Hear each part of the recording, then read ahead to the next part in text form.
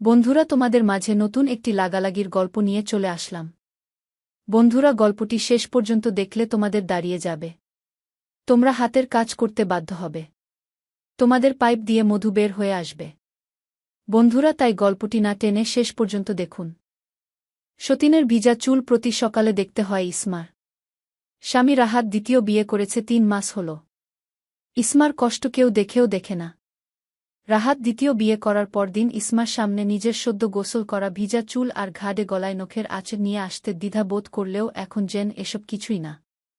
সময়ের সাথে সাথে ইসমার সাথে রাহাতের দূরত্ব একটু একটু করে বাড়ছে। রাহাত খবর নেয় না তার প্রথম স্ত্রী ইসমা, যাকে রেখে সে দ্বিতীয় বিয়ে করতে চায়নি, সে এখন কিভাবে রাত পার করে কিভাবে এখানে পড়ে আছে। এই অভাগী মেয়েটার নাম ইসমা খাতুন। রাহাত হল তার প্রাণপ্রিয় স্বামী। ৭ বছর দাম্পত্য জীবনে বাচ্চা না হওয়ার দোষে সতীনকে দিতে হল তার বাস করা ঘরটি এবং তার স্বামী। রাহাত জানে ইসমা মরণ যন্ত্রণা নিয়ে দাঁত কামড়ে আছে তার বাড়িতে। এরপরও রাহাত কিছুই বলতে পারে না ইসমাকে। ইসমার কাছে সে অপরাধী, বড় অপরাধী। ইসমাকে রাহাত ছাড়তে পারবে না। দ্বিতীয় স্ত্রীর ঘরে সন্তান আসলেও ইসমাকে রাহাত ছাড়বে না। ইসমার সাথে এই ৭ বছর সুখের সাথে কাটিয়েছে। চাইলেও সেই সময়গুলো ভুলতে পারবে না। রাহাত প্রথমে ইসমাকে কষ্ট দিয়ে বিয়ে করতে চায়নি। মা বোন সকলে চাপ দিতে লাগল বংশের ওয়ারিশ আনতে আরেকটা বিয়ে করতে। তাদের মতে ইসমা হল বন্ধা। বন্ধা নারীর ঘরে বাচ্চা আসবে কি করে? প্রতিনিয়ত শাশুড়ি ননদ ননাস বিষাদের কথা শোনাত।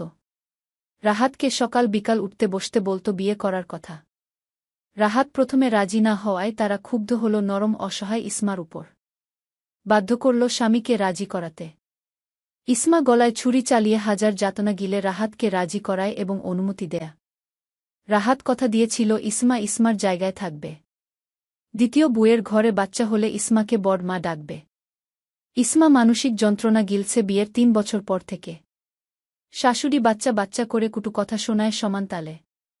কিন্তু দিন শেষে রাতের বেলায় রাহাতের বুকে মাথা রাখলে কষ্ট অনেকটা লাঘব হয়ে যেত। রাহাত বলত একদিন বাচ্চা হবে, এত হতাশ হওয়ার কিছু নেই। এভাবে ৭টি বছর কেটে যায়, অথচ ইসমার কোল আলো করে কোনো সন্তান আসল না।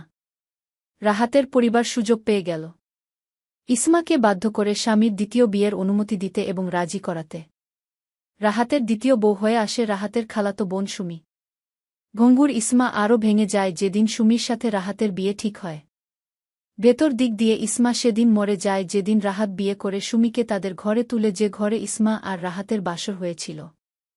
রাহাতের সাথে শেষ ঘুমিয়েছে সুমিকে বিয়ে করার আগের দিন। ইসমা সারারাত ঘুমায়নি। রাহাত ও সেদিন অর্ধরাত জেগেছিল ইসমার সাথে। ইসমাকে সান্ত্বনা দিয়েছে। রাহাতের চোখে ছিল খানিক হতাশা। বিয়েটা তো সে করতে চায়নি। ইসমার ধ্যান ভাঙে শাশুড়ির কটাক্ষ শুনে। কাজ না করে এভাবে মূর্তির মতো দাঁড়িয়ে থাকায় বলে দিল কতগুলো বিষ মাখা কথা। রাহাতের একটা টিনশেড বিল্ডিং। ইসমা থাকে একটি আলাদা রুমে। রোদের নরম রশ্মিতে সুমি মোড়া পেতে বসে চুল শুকাতে দিয়ে মনের সুখে গান গাইছে। তার মন চাইলে কাজ করে, না চাইলে নাই।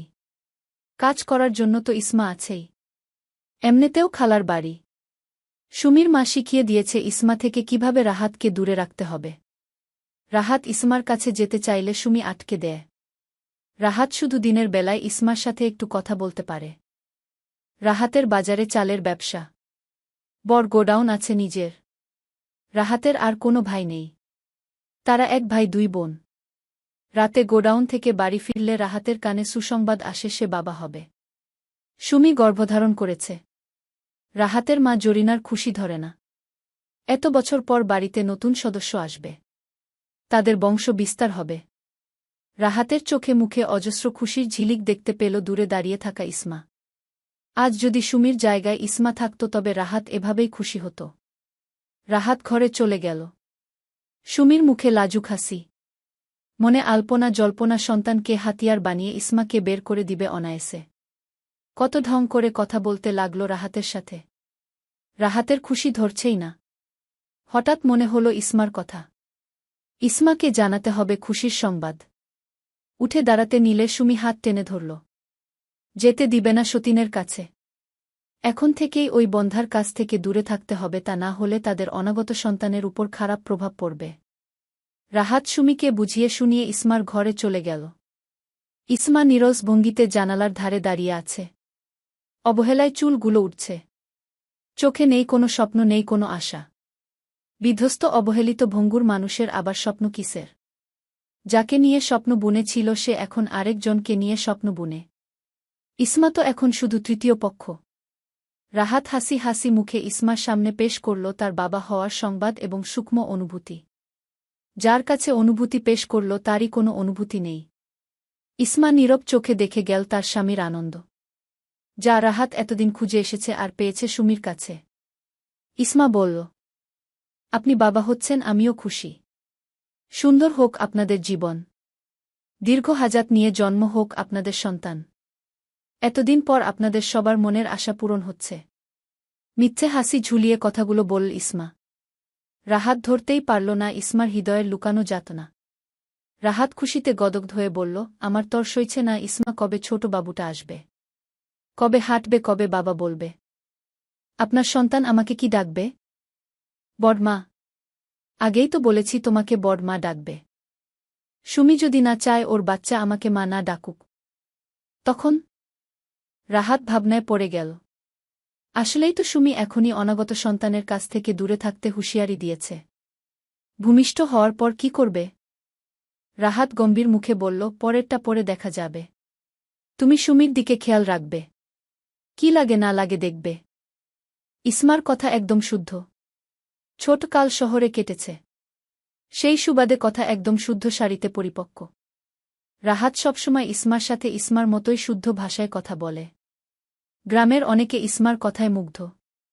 মেয়েটার চলাফেরা যেমন, কথাও এমন। কণ্ঠ খাদে নামিয়ে স্পষ্ট ভাষায় কথা বললে শুনতেই ইচ্ছা করে। রাহাত চলে গেল। রাহাতের মনে এখনও ক্ষীণ পরিমাণ ইসমার নাম রয়ে আছে। তবে সামনে কি তা থাকবে, নাকি আবছা এক চিহ্ন পর্যন্ত সুমি খুঁচিয়ে খুঁচিয়ে উঠিয়ে ফেলবে? ইসমার ফর্সা গাত্রে মলিন কাপড় জড়িয়ে আছে। আজকাল শরীরের যত্ন নিতে ইচ্ছা করে না। চোখের নিচে কালো দাগের আধিপত্য দেখা দিচ্ছে। ইসমার চোখ দিয়ে অনবরত বৃষ্টির ফোঁটার ন্যায় অশ্রু কণা পড়তে লাগল। এই বোবা কান্না এক আল্লাহ ছাড়া কেউ দেখে না। ইসমা বড় আকাশের দিকে তাকিয়ে মুচকি হাসি দিল। তারকারাজির মেলা বসেছে আকাশ জুড়ে।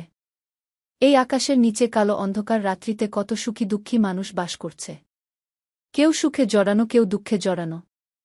ইসমার জানতে ইচ্ছা করে তার মতো যারা বন্ধা তাদের সবাইকে ইসমার মতো হেজ প্রতিপন্ন হতে হয়, স্বামীর ভাগ ছেড়ে দিতে হয়, কথায় কথায় বন্ধা শুনতে হয়, নাকি কেউ কেউ বাচ্চা দানে অক্ষম হলেও সাপোর্ট পেয়ে যায় স্বামী শ্বশুর বাড়ি থেকে। ইসমা জানে না তার মতো নারীরা কেমন করে জীবন কাটায়, তবে সাক্ষাৎ করতে মন চায় তার কাতারে শামিল হওয়া ভুক্তভোগীদের। ইসমার বাবা আছে, তবে থেকেও নেই। মা তাহিয়া খাতুন আরও অসহায়। স্বামী ছাড়া ভাইদের বাড়িতে থেকে মেয়েকে বিয়ে দিয়েছে। মেয়ের কপালেও সুখ নেই, মায়ের কপালে ও নেই। সেই রাতগুলো কোথায় গেল যেই রাতে রাহাতের উষ্ণতায় মোড়ানো থেকে ভোর হতো রাহাতের সাথে?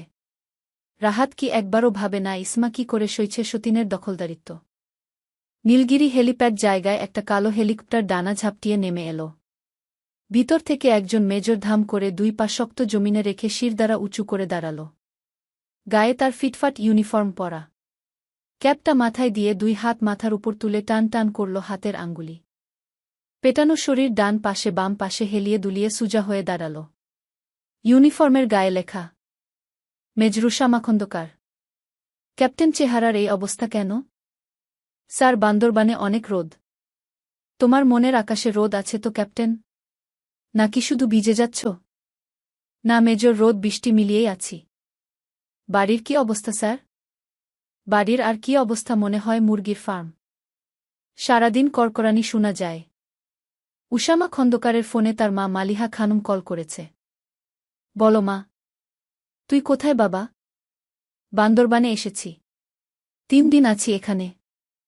অবনী তার বর গুন্ডা ভাইকে নিয়ে এসেছে। ওরা কাবিনের টাকা চাইছে। বাড়ি ছিলাম তখন আসেনি, এখন আমি নেই, ফাঁকা গুহায় সিংহের কাছ থেকে কানাকড়ি চাইছে। ভিক্ষুকের দলেরা। ওদেরকে ভিক্ষার থালা ধরিয়ে দাও। অবনীর কাছে ফোন দাও। এই তোর কাবিনের টাকা লাগবে? ওই পাশ থেকে অবনী নিশ্চুপ।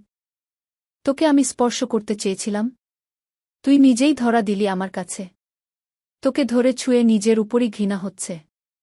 জমজমের পানি দিয়ে আজকেই গোসল করব। পেপারসে সাইন করে বিদায় হ আমার বাড়ি থেকে। তুই চিনিস না আমাকে? তোর কপাল ভালো আমি সামনে নেই। তোর মতো মেয়ে উসামা খন্দকারের কাছ থেকে টাকা নিবে? আমি এখন নীলগিরির হেলিপ্যাডে আছি। উঁচু পাহাড়ের উপর থেকে নিচের খাদে তোর জিভ কেটে ফেলে দিব। পাহাড়ি ব্যাঙ আর কেঁচো মজা করে খাবে। তোর টাকলা প্রেমিকের টাকার অভাব, তাই আমার কাছে টাকা চাইতে এসেছিস। বিন্দু পরিমাণ লজ্জা তোর নেই। আমার এত সময় নেই এক্সের সাথে কথা বলার। ভবিষ্যতে আমার সামনে পড়বি না বলে দিলাম। এই ফকিন্নি তোর নাম অবনী না রেখে ফকিন্নি কেন রাখল না তোর বাবা? আজকেই নিজের নামে আকিকা দিবি। অবনী পাল্টে তোর নাম ফকিন্নি রাখবি। আকিকার টাকা না থাকলে তুই আর তোর গোপাল ভাঁড় প্রেমিক মিলে শুক্রবার মসজিদের সামনে গিয়ে থালা নিয়ে ভিক্ষায় বসে পড়বি। সাথে তোর বড় ভাই কেউ নিবি। সুস্থ মানুষের ভিক্ষার ব্যবসা রমরমা হয় না। তাই তোকে সাহায্য করে দিব যা। আমার সামনে একটা হেলিকপ্টার আছে। এই হেলিকপ্টারের ডানায় তোদের তিনজনকে বেঁধে মাঝ আকাশ থেকে পাতালে ফেলে দিব। মরে গেলে তো জান চলে যাবে, আর যদি বেঁচে যাস তবে হাত পা গলায় ঝুলিয়ে ভিক্ষা প্রশিক্ষণে নেমে যাবি। পয়সা চাইতেও হবে না। মানুষজন এমনেই তোদেরকে খুচরা পয়সা ছিটিয়ে ছিটিয়ে দান করে যাবে। আমার মা মালিহা খানমের মায়া আছে বহুত। বলে দীপ তার ছেলের এক্সকে প্রতি মাসের জাকাত ফিতরার টাকা দিয়ে দিতে। আর শোন ফকিন্নি, জাত 3টা হুইল চেয়ার কিনে নিবি। হুইল চেয়ার টানার জন্য মানুষ ও ভাড়া করে নিবি। দেখ ফকিন্নি, আমার কত কত মায়া। তোদেরকে কত কিছু শিখিয়ে দিলাম। ফকিন্নি, আমি হয়তো ফকির হয়ে যাব, তোকে 2 বার ছুঁয়ে ওয়াসওয়াসার কারণে এই নিয়ে 5 বার জমজম পানি ছিটিয়েছি আমার শরীরে। এত টাকা কি তোর বাপে দিয়ে যাবে?